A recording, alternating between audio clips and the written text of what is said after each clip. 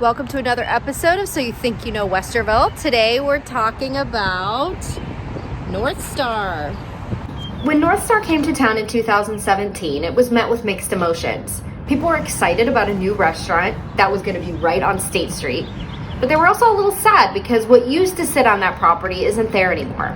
What used to sit on that property was a Japanese tea house in Shinto Shrine. If you're new to Westerville, or even if you've lived here a long time, you might be thinking, a Japanese tea house in Westerville seems like an odd thing. And you might be right, but there's a logical explanation for it. There was a man named George Henderson who served during World War II and was stationed in Japan, and he fell in love with Japanese culture and wanted to bring it to Westerville. So he opened up the tea house and brought a Shinto shrine to Westerville. The Shinto shrine is a place of worship, although it was never used as a place of worship here. Rather, it was used as a museum. So it was made in Japan and shipped here and assembled. And the tea house and the Shinto shrine were a way for the Henderson family to teach Westerville about Japanese culture.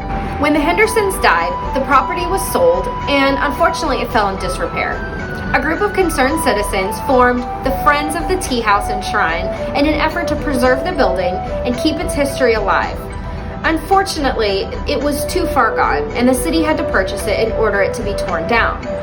But there were still some pieces of it that were saved.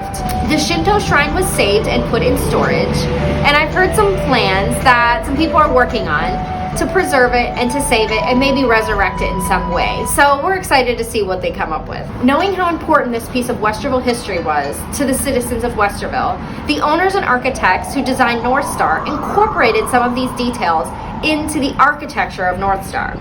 The entryway to the restaurant features a water feature and a Japanese-style garden. They also incorporated some Japanese architecture style into the siding of the building.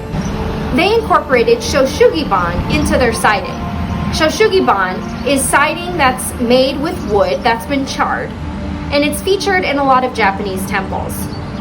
But the crown jewel to their nod to the tea house that used to sit there is a beautiful mural of Mount Fuji on the side of the building.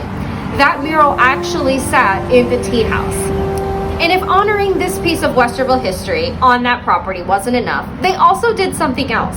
The architects specifically designed the roof of the building to look like the former Anti-Saloon League's headquarter building that was their printing center, called the American Issue Publishing Company. It had a very distinctive sawtooth building architecture on the top, and they designed their building to look like that.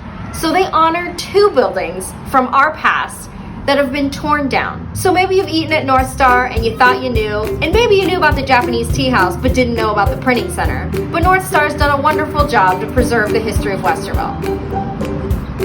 Thanks for watching. See you next time.